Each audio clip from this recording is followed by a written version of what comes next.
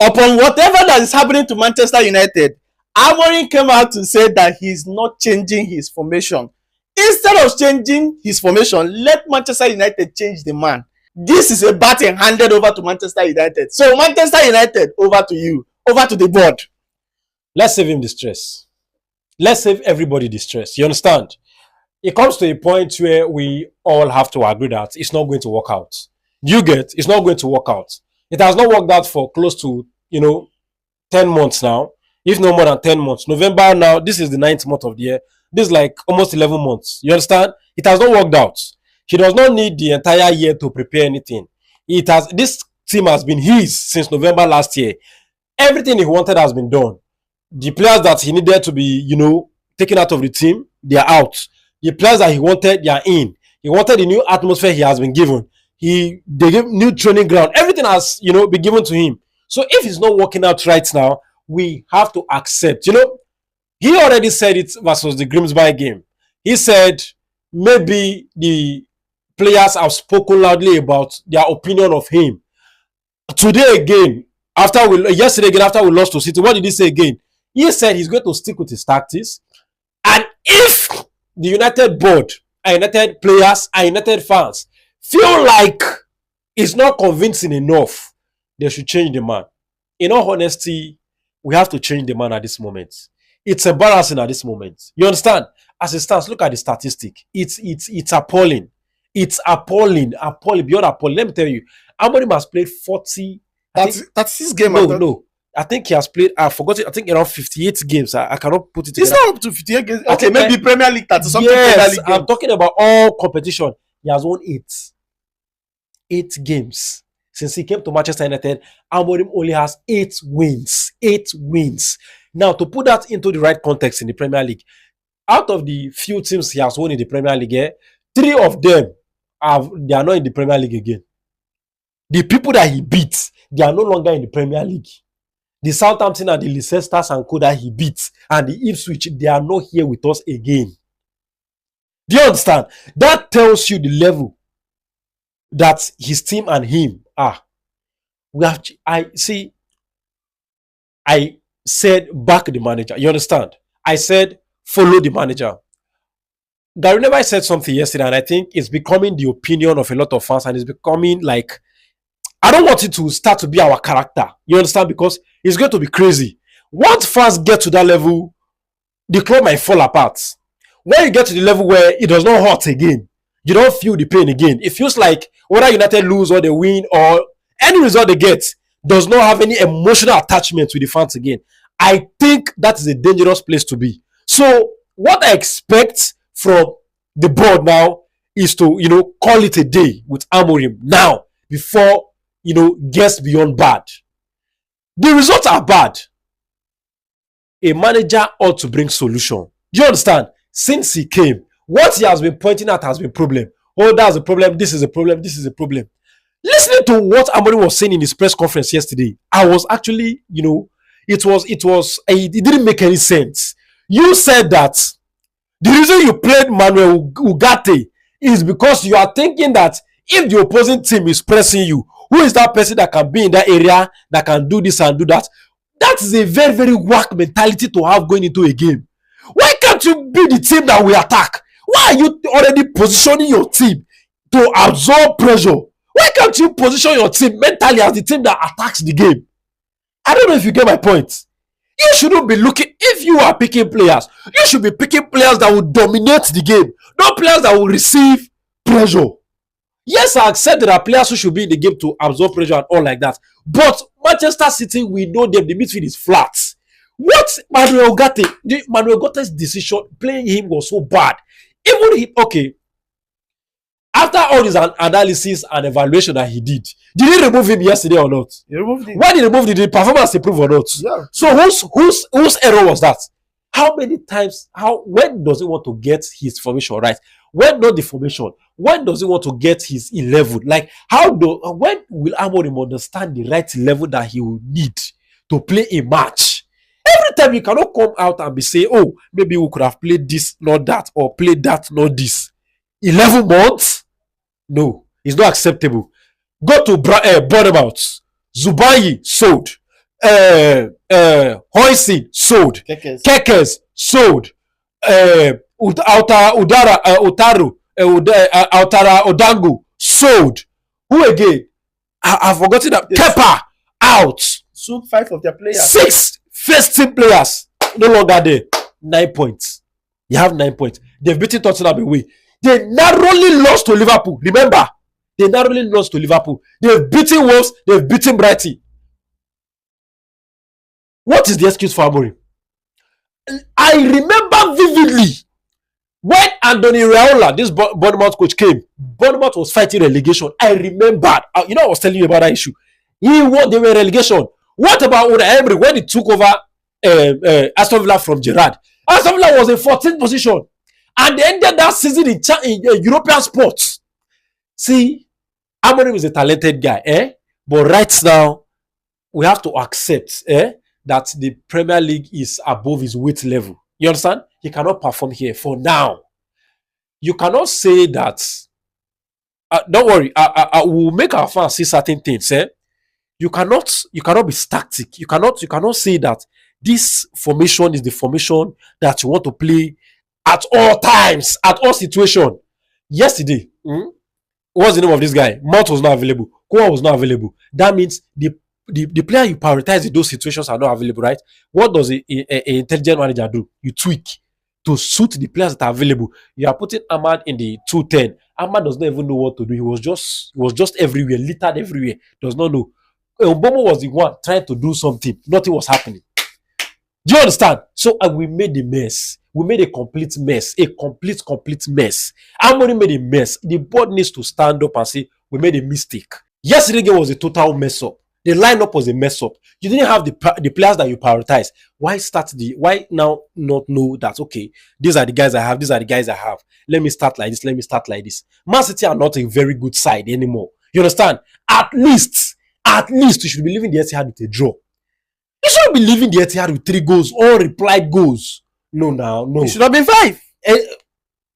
If City were clinicals, I said if we had played that City side, you know the City side I'm talking about, that City side of old, 10-0, 10. Amorim needs to look in the mirror. You understand? Everything has been given to this guy. You don't get the opportunity to manage Manchester United at 39 years of age every day of the week. It does not happen every day. So when you have the opportunity, you have to hold it. You're a young guy. You should be oozing, vibes.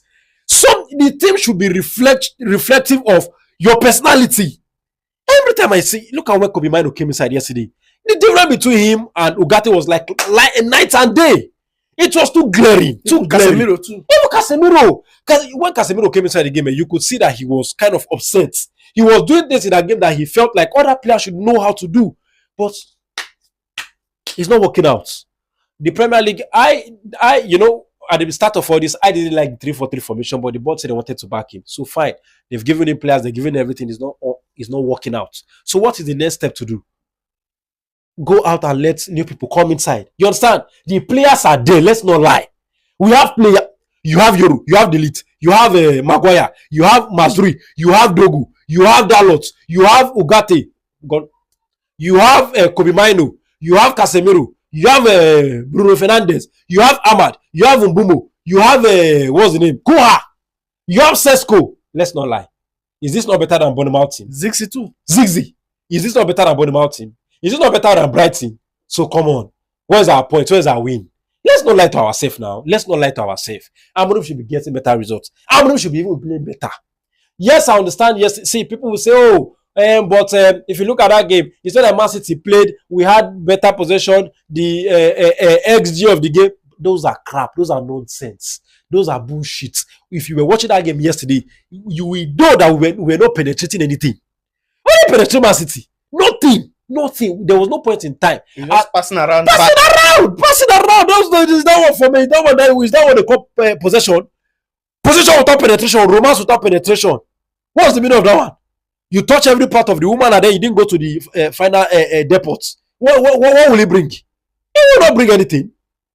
So Amorim needs to understand that this is a big club, and at big club we are ruthless. He has ruthlessly dealt with the players that he felt he does not want. The club should also ruthlessly deal with this particular situation.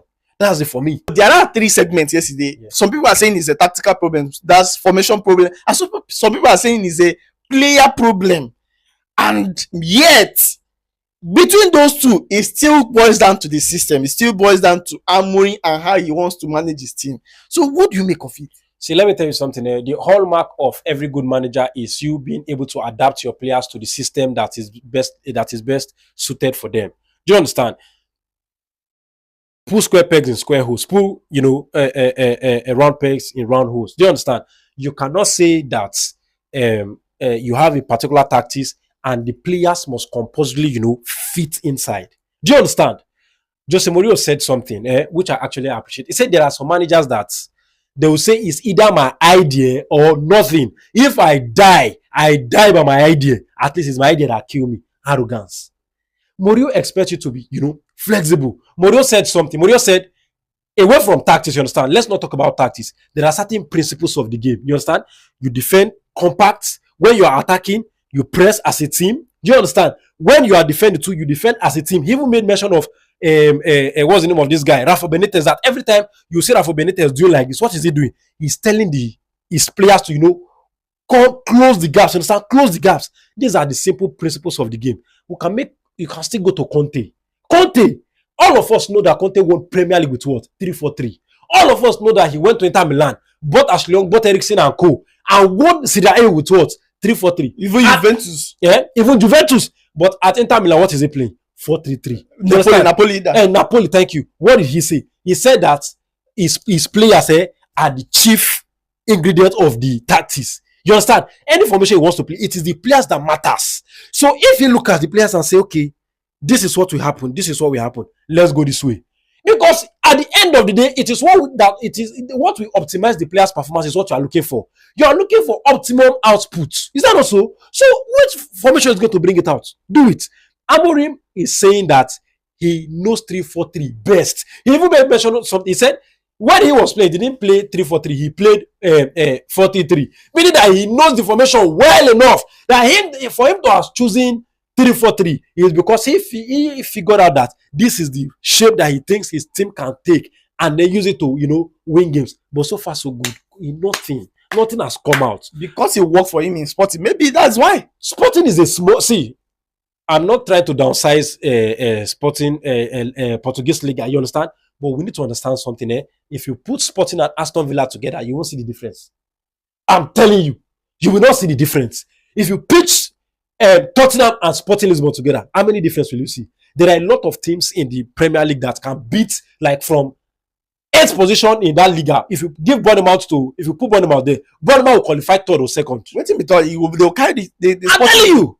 So we need to you need to understand that here there's a lot of quality here. You cannot think that what you are doing at Sporting Lisbon will work here again. No, that's not how to do it. You are a talented guy. You should look at your players. Look at Euro. Look at Delete. Pair them. Look at Mazrui. Mazrui does not even know how to attack that wing back. You understand? Put him in right back. Let Ahmad be there. Let Mbumo do something. You understand? Mbumo, oh God. I was looking at Mbumo in the hand of a manager that want to win games. That guy is a menace. You can't stop Mbumo. The way he moves, you can't stop him. Do you know all the shots he was playing yesterday was him trying to figure it out himself? Do you understand? So every time they're asking him, why is your formation like this? Why is your formation like that? The person who asked him, the journalist that interviewed him yesterday, clearly said that 3-4-3 is not working. You said you want to stick to it. The outcome is bad. So what's your take? He said he will stick to it. And if the management feels like they don't want it again, then they should change him. That is a manager that is protecting his ego rather than somebody who wants the best for the team. His ego first. Ego. You cannot shove your ego and say, nah, I'm wrong here. Ancelotti said when he was coaching, I think was he AC Milan, they offered him Baggio. I think was it Baggio? And then he said Baggio is the number 10. I don't know if it was Baggio, that he does not need the number 10. Do you understand? Now at Rúben, when he was coaching Madrid and he was in an interview with Mikel Obi, he was talking to Mikel Obi. He told Mikel, he said that was a youthful mistake. That right now he understands that if you see a best player, a good player, you bring them in. Look for the best situation to use them. Bruno Fernandes is our best player since 2020.